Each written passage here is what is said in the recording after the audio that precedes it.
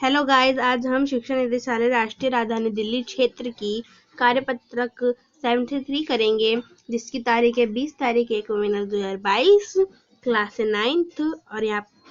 और यहाँ पे आप नाम लिखना है, यहाँ पे अपने कक्षा अध्यापक का नाम लिखना। विषय हमारा हिंदी। तो आइए स्टार्ट करते हैं।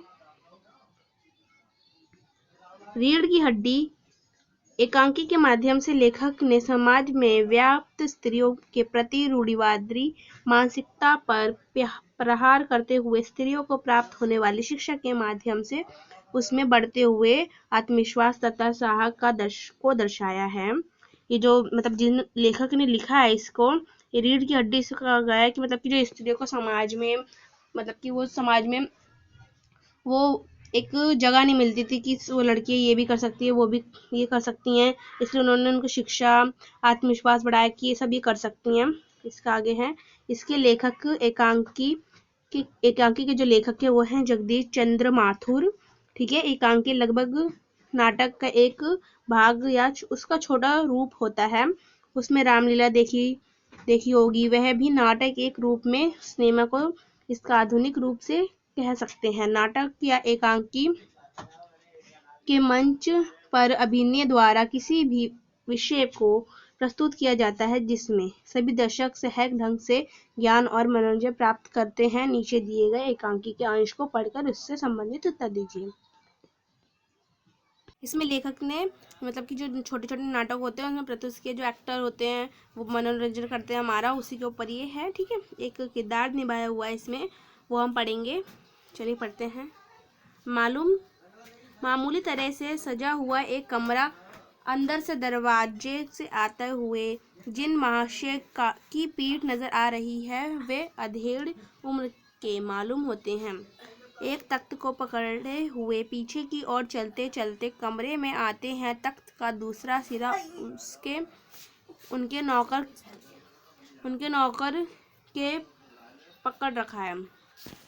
जो मामूली तरह से सजा हुआ एक कमरा है। ठीक है। उसके अंदर एक दरवाजा है जो महाशय की पीठ दिख रही है, कोई इंसान बैठा हुआ उनकी पीठ दिख रही है। वो पीठ से लगता है कि वो अधेड़ कि ज़्यादा उम्र के इंसान है। ठीक है। बाबू, अबे धीरे धीरे चल, अब तख्त को उधर मोड़ दे, उधर बस। ये जो वो है उधेड़ में वो है ये। ठीक है। नौकर, बिछा दूँ साहब। जो नौकर है वो बोल रहा है बिछा दूँ साहब। बाबू, ज़रा तेज आवाज़ में, उनको कम सुनाई देता होगा तो वो कह रहे हैं ज़रा तेज आवाज़ में। और क्या करेगा? परमात्मा के यहाँ अकल बढ़ रही थी तो तू देर से पहुँचा था क्या? बिछा दूँ साहब। और यह पसीना किस लिए बहाया है? ठीक है। इसमें कि जो बाबू है वो कह रहे हैं कि जब परमात्मा तो तुम्हें अकल बांट रही थी तुम कहाँ थे? ठीक है। नौकर बोलता है तख्त बिछा दूँ, बिछड़ता है ही करके हंसता है वो। ठीक है। बाबू, हंसता क्यों है? डांट के बोलता है हंसता क्यों है? अबे हंसने भी जवानी में कसरतें की है, गिलासों से नहाता था लोटों की तरह। यह तख्त क्या चीज है? उसे सीधा कर यो। हाँ बस, और सुन बहू जी से दरी मांग ला। जो बहू है उनसे बोले दरी मांग ला। इसके ऊपर बिछाने के लिए चद्दर भी कल जो धोती के यहाँ से आई है वो है। धोबी से जो कि जो धोबी के पास गई होगी धुलने चद्दर, वो आई है। ठीक है। आगे करते हैं हम। नौकर, जाता हूँ बाबू साहब, इस बीच में मेजपोश ठीक करते हैं, इस झाड़न से गुलदस्ते को साफ करते हैं, कुर्सियाँ पर भी 2-4 हाथ लगाते हैं। सहजा घर की मालकिन प्रेमा आती है।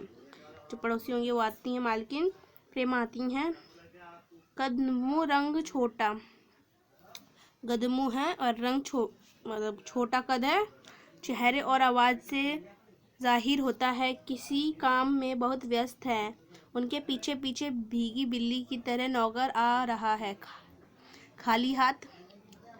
बाबू साहब रामस्वरूप दोनों तरफ देखने लगता है। जो बाबू साहब है रामस्वरूप नाम है उनका। ठीक है। फिर प्रेमा, मैं कहती हूँ तुम्हें इस वक्त धोती की क्या ज़रूरत पड़ गई?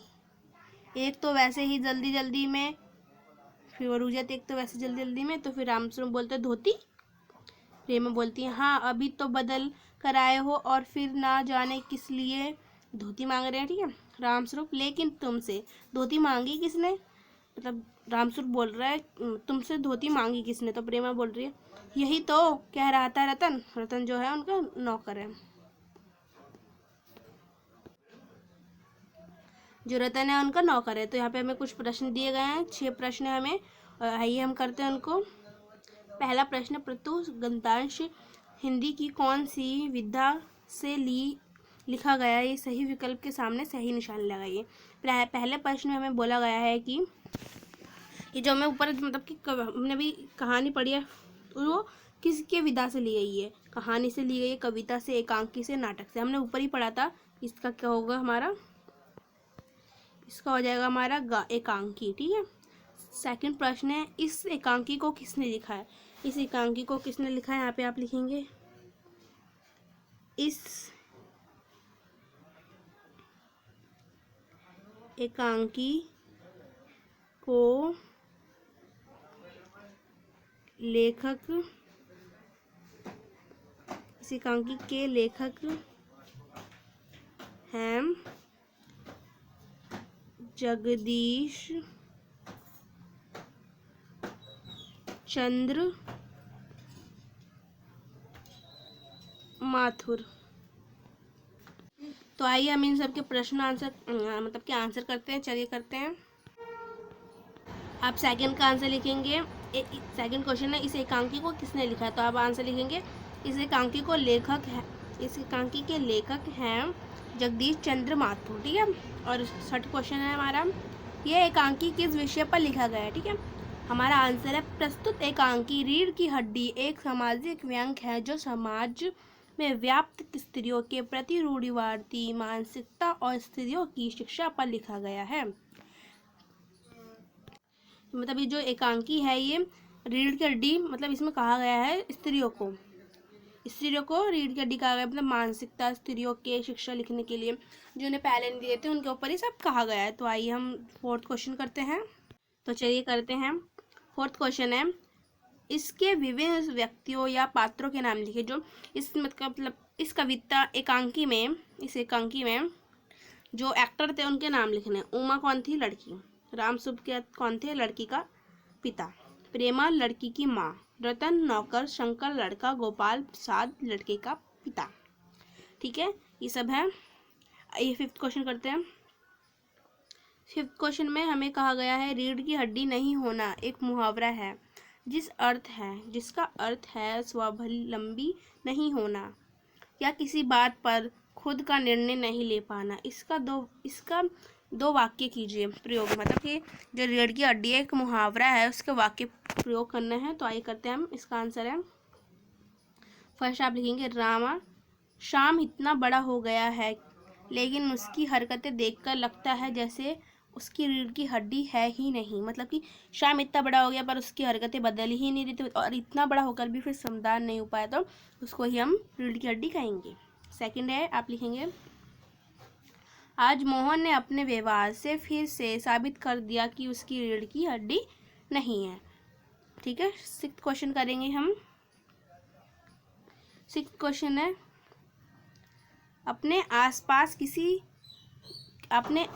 आसपास किसी देखे गए नाटक नुक्कड़ नाटक के बारे में लिखिए। आपके मतलब कि हर जगह पे होते होंगे, आपके वहाँ पे भी आए होंगे नुक्कड़ नाटक करने वाले, तो उसी के ऊपर है। लॉकडाउन के समय हमारी कॉलोनी के कुछ बच्चों ने मतलब कि एक नाटक किया जिसमें कोविड के बारे में लोगों को जागरूक करने का प्रयास किया गया। नाटक की सहायता से बताया गया कि किस तरह हम सब को मास्क लगाना चाहिए और सामाजिक दूरी बनाए रखनी चाहिए, अपने आसपास कोरोना की बीमारी से बचाया जा सके। या आप कुछ भी लिख सकते हैं, मतलब कि अपने हिसाब से भी लिख सकते हैं आंसर, ठीक है।